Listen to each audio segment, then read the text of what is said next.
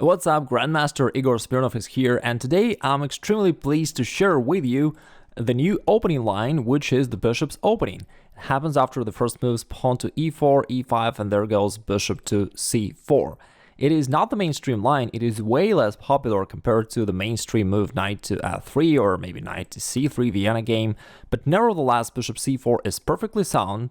You're developing a piece, you're also taking aim at the black's weakest square f7, and from there you can obviously attack an opponent's king. Also, after bishop c4 you drag your opponent out of his opening knowledge, and therefore you can surprise your opponent. And finally, there are a lot of really interesting attacking aggressive lines that you can follow up here with this bishop's opening, which I'm gonna share with you in this video. So get ready, grab a cup of coffee or tea or whatever you love, and let me show you some really interesting opening lines that you can use in your next games.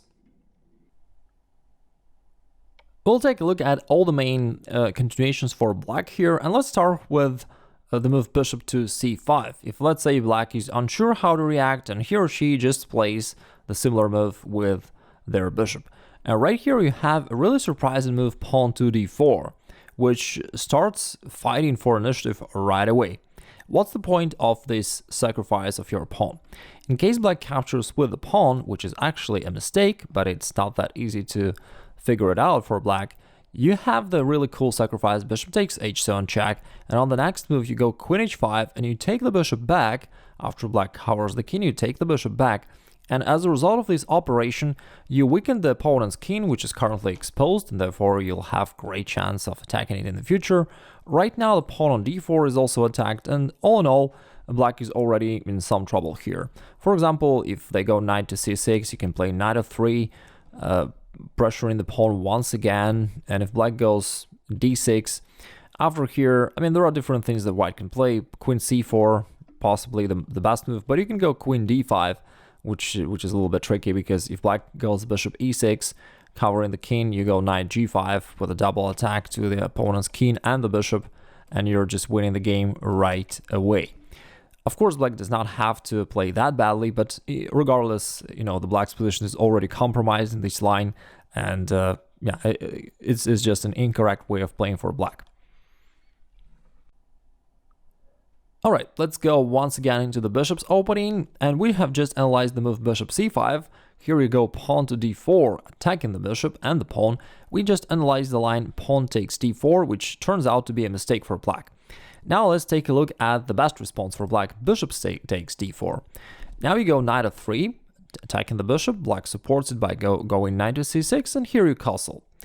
Why don't you take the bishop right away? The thing is, you're waiting actually for the best moment to do so, because here, first of all, you have one idea is to capture the bishop. One more idea is to jump with the knight to g5, and then with the support of the bishop, you start hitting that f7 square. Therefore, you have two eventual threats, and you're just waiting for the best one to execute.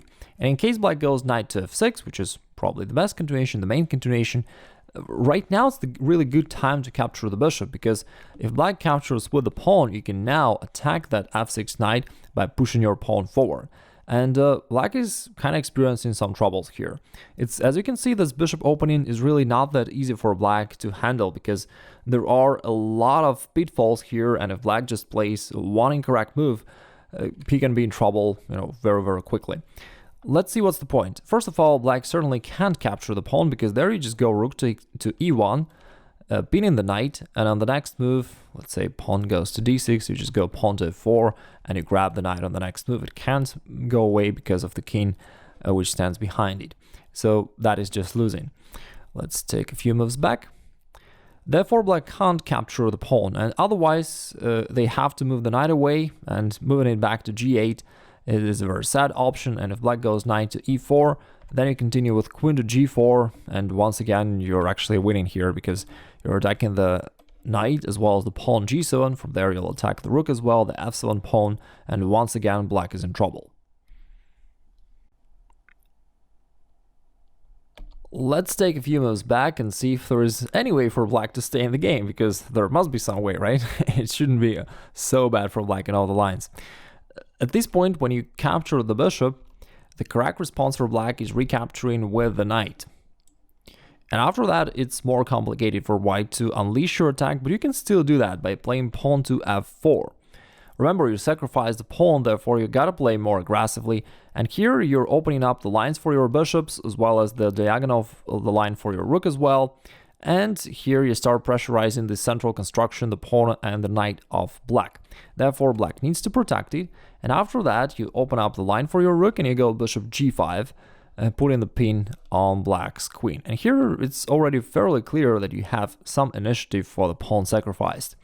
For example, black goes castling, you can go knight to c3. You can also develop your knight to d2 or let's say even a3, saving the c3 option for the future so that you can kick the knight away. But knight c3 also makes sense because the knight aims to the d5 square to strengthen your pressure over the d5, over the f6 knight. And here if let's say black goes bishop e6 to develop a piece as well as to cover that square, there is a really cool thing you can do. You can go knight to d5, and at first black is happy because he just prepared to grab the knight, but all of a sudden you're recaptured by the pawn and you just switch to another attacking idea. Right now, currently, this knight from d4 has no way to escape from there, and white is ready to place pawn to c3 and simply win the knight because the pawn from d5 does a good job of controlling all the squares where the black's d4 knight could eventually retreat to, and so it really puzzles black quite significantly. For example, if black plays queen to d6, trying to also maybe attack your bishop from c5 or and also removing the queen from the pin, you can once again switch over to another threat, and now you can finally take on f6, doubling black's pawns and weakening black's pawn structure there, and after that you go bishop d3. So you switch over to the most straightforward idea of attacking the black's king. Now the bishop is aiming to the h7 square, your queen is ready to jump somewhere there to h5 and just to checkmate black. And again, black is in trouble in a real practical game. It's super difficult for black to find the right continuations here. For example, if black just captures the pawn, which is wrong, you go c3, pushing the knight away, and when it goes away, you have the discovered attack by bishop takes h7, followed by queen takes d5, winning the game. And before we move on to the next variations, let me invite you to watch my free masterclass, The Best Way to Improve at Chess Instantly. Because certainly knowing opening lines is useful to some extent, but in the vast majority of the cases, you still have to find the right moves yourself. You cannot memorize all the opening moves yourself, and of course there is no opening theory for the middle game and end game stage. Therefore, it's most important that you know how to find the right moves yourself. So I put together this new masterclass. Once again, it's free, where I just summarized the ideas and methods that work the best for my students, for my private students, for my online students, and you can take a look at those three main methods that help people progress rapidly in chess. You can find the link below the video, and if you're interested in improving your chess, you can definitely watch that masterclass. And now let's move on with the bishop's opening. Once again, we're in the starting position of the bishop's opening. We just analyzed all the possible continuations, well, at least the most natural ones after black goes bishop to c5, and now let's analyze another common move, knight to c6. In this case, there is also something interesting that you can do. You can go knight to c3, and at this point you're delaying development of your knight from g1. You don't play knight f3 right away because you want to save the option for you to push your pawn firstly to f4, which will allow you to have the more aggressive setup and to start expanding on the king side, in the early stage of the game. For example, if black goes something like knight f6, you go pawn to d3, once again you delay development of your knight, and you wait for the suitable moment, and if possible you'll push that pawn forward. Let's say if black goes something like d6 or any other move, you can actually play pawn to f4, and after that you play knight to f3 and you finalize your development. But now you can see that thanks to this pawn on f4, it actually helps you to have a much more aggressive setup. So from here, it helps your rook to become active along the f line. Also, the pawn potentially can be pushed to f5 to gain more space there, or you can always trade off the pawns on e5 and just open more lines for your pieces and start attacking the opponent's king. All in all, here you have quite a promising position. For example, if black goes bishop g4, pinning your knight, you just kick it away immediately by playing pawn to h3, and that's not a problem for you at all. The bishop actually cannot go back. And again, this f4 pawn is doing a really great job for you here, because you can go pawn to g4, and after that, just capture that bishop with the support of your pawn. Therefore, this option is not suitable for black. And in case black captures your knight here on f3, you just recapture. And after that, if black goes knight to d4, it's not a problem. It's just a one-time attacking move. You retreat temporarily. And then on the next move, after black plays something, you go bishop e3, you kick this knight away, you have two bishops, you have this strong center, and you have some pressure along the these diagonal as well as along the f-file against the black's king, and all in all, you definitely have some advantage here. There we go with the one last option that black can choose in case black goes knight to c6. Here we discussed that white should delay development of his knight to save the option for pushing the pawn forward. Let's say black goes knight f6, pawn to d3, and here we discussed that in many situations you can actually push the pawn forward and only then develop your knight, which gives you a more aggressive attacking position. But there is one little bit of a problem here. If in case black goes bishop to c5, where the bishop looks at this diagonal, then playing f4 becomes slightly risky for white. It's not bad at all, and you can definitely play for this, you can go for this line, but in this case I would just say that you should be prepared a little bit better. You need to know the following variations, because sometimes you can get in trouble, if you're not sure how to deal with it, you can get confused and even lose the game. So either you need to just spend a little bit more time and, check this position with the computer so that you know how to react, or if you don't want to dive into this complexity, then you can choose a simpler option. Instead of playing pawn to f4, you can go for bishop g5, which is another way for you to put some pressure on black's position. You set the pin here, which can always be strengthened by putting your knight to d5 in the future to put some more pressure on the knight to f6. And here you're kind of taking advantage of the fact that the black's bishop went to c5, therefore black did not put it to e7. And from e7, the bishop could have possibly, neutralized the spin, but because black already developed the bishop to another square, you can take advantage of this and play bishop g5 right away.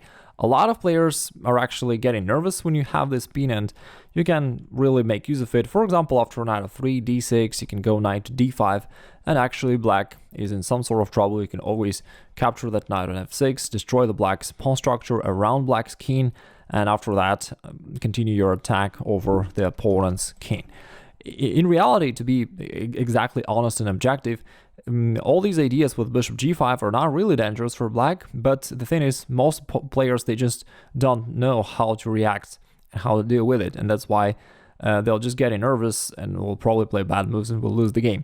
By the way, in case you want to know how to deal with your opponent playing this move bishop to g5, you can take a look at the video which I recorded called Breaking Stereotypes, where I break down why this kind of opinion is really not dangerous, in case you know how to deal with it, and I explain there everything in details. But because it's a separate subject, it's not the bishop's opening in particular, I just link to that video below, and maybe I'll show it on the screen as well, and you can watch that video to know how to deal with it. Alright, anyway, just to finalize with this variation, again, most of your opponents are unaware how to deal with the pin, and you can put them in trouble by following this line. And now let's take a look at the last and the main response of black, the move knight to f6. This way black not only develops knight, but also attacks your pawn on e4, and therefore it's the most aggressive way of playing for black. What do you do here? Of course, the main move here would be knight to c3, the most natural thing to do, or maybe pawn to d3. But I want to suggest to you another line which is more aggressive and more unknown, therefore you can surprise and confuse your opponent. You can play pawn to d4, which is the more aggressive way of playing for you because you start counter-attacking instead of defending your pawn. What can black possibly play here? In case black captures the pawn, which is one of the really natural responses, let's actually start with knight takes c4 first because it's shorter, and after that we'll go into pawn captures d4. In case black captures the pawn on e4, which is actually a mistake, white captures the pawn on e5, and all of a sudden black is in trouble. Even though it seems like it's just only a few moves were played so far, and it seems like black played all the classical moves, but somehow black is already in trouble. Because this knight from e4 has no good squares to retreat to, because these d6 and f6 squares are under the control of your pawn. And also you can attack black if, let's say, black goes something like knight to c6, all right? Then you have bishop takes f7, little combination. It's not really the sacrifice, because after king takes, you go queen d5, check, and you take back the knight right away. This way, you won that pawn on f7, black's king is exposed, it can't castle anymore, and you just got serious advantage here. Let me take a few moves back. What else can black possibly play? Let's say black goes pawn to d6, all right, trying to develop this way. Then you just go queen d5 right away, attacking the pawn as well as the knight, and once again, you're, I think, just winning. So as you can see, it's actually pretty difficult for black already to deal with this variation, and therefore taking that pawn on e4 is probably a bad option for black, but again, a lot of your opponents will definitely go for it. Now let's go for the main line, the last line that you need to be aware of before you're perfectly ready to play the bishop's opening, which is pawn takes d4.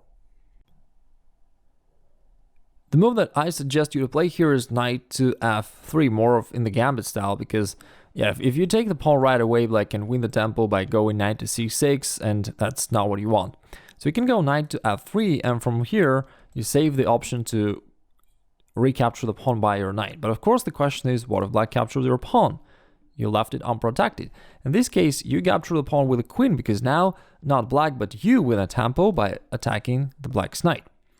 From here, there are two moves that black can play, knight f6 or knight d6. And knight d6 may seem like the way for black to win the tempo back by attacking your bishop, hoping that you will move the bishop away. But here, it's actually a pretty big mistake, because you can castle, and all of a sudden black is in trouble, because you can attack the black's king right away, straightforwardly across the e line. For example, if black captures the bishop, you go rook e1 check, and after bishop e7, instead of recapturing the knight, you actually capture the pawn on g7, and you're just winning. You're attacking the rook. The only way to save the rook is to move it to f8, and after that you go bishop h6, creating a deadly threat of queen takes f8 with checkmate, and winning the rook as well. Notice that the black's bishop cannot recapture your queen because it is pinned. Therefore, queen takes f8 is a deadly threat, and actually there is no good way for black to deal with it, so here you're just winning. As we can see, it's a really tricky opening, and even though initially bishop c4 seems like just a development move, but there are a lot of traps here and there, and black should be extremely careful. Alright, now the final line that you gotta be aware of, just like we discussed, if black goes knight f6, the main line, you go pawn to d4, surprising your opponent, and then after pawn captures, you go knight f3, knight h4, queen takes d4. We just analyzed the line knight to d6, and there we realized that black is in a big trouble, because if his king gets exposed. But what if black goes knight f6, which is the correct continuation? In this case, you just continue your development. You go knight c3. If black goes knight c6, attacking your queen, it's not a big deal, you just retreat. And after that, let's say black goes something like bishop c5, you go bishop g5, put in this pin. We already analyzed that in one of the previous lines, that this pin could be unpleasant for black. And then after black castles, you castle alongside as well. Because here, not only you put your king to safety, but you also activate your rook, and it's extremely active along the d-file, and it is ready actually to take part in the game. And even though you sacrifice the pawn, but you can see that you're ahead in development, you have a lot of open lines and diagonals for your pieces, and therefore it's definitely worth the sacrifice in a practical game. It's much easier to play such a position as white rather than as black, because you're just gonna probably take advantage of this pin and attack the black's king, and for black it's much harder to find the right moves here. For example, in case black goes pawn to d6, preparing development, then you go knight e4, and probably your opponent will already be significantly confused here, because the knight is pinned, and the knight from e4 is threatening to either capture the knight or to capture the bishop, and either way, it's something unpleasant for black. Let's take a move back. In case black tries to neutralize this pin and plays pawn to h6, instead of retreating with the bishop, you have a really cool combination here, starting with bishop takes h6 all of a sudden, and then you go queen g6 check. Really cool to execute a thing like that in a real game, not just in some tactical drill where you find the winning continuation. Here, because the pawn is pinned, black's king actually has to go to h8, then you capture the pawn, the knight covers the king, and from here you can continue your attack in different ways. The best way possibly is to go knight to e4, aiming to jump with one of your knights to g5, and after that checkmating opponent's king. Along the way, this knight is also taking black's bishop on c5, and you're just winning actually. In case black tries to cover that g5 square with the bishop, you just play pawn to h4, preparing that move anyway, and even if black tries to cover it once again, you just jump there despite of anything, and on the next move, black is finally totally defenseless. Now, with the thanks to opening of the h-file, your rook starts coming into play, and on the next move, you just capture the knight with your queen, and it is game over. That's it. I hope you enjoyed this new opening weapon that you can use. It's really tricky, and at the same time, it is solid. You're not compromising your position in any way.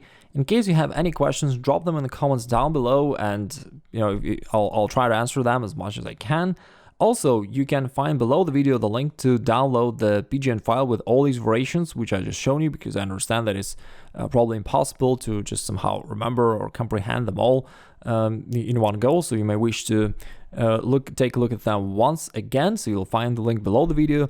Also below the video, you can find the link to watch the free masterclass, which I mentioned earlier, the best way to improve at chess instantly, with some of my most powerful methods that you can implement to increase your rating a few hundred rating points immediately, which has been done by a lot of my students, so there's nothing unrealistic there at all. Finally, I hope that you'll have a great rest of your day, and keep using these new opening weapons, keep winning more games, and best of luck for your next chess battles.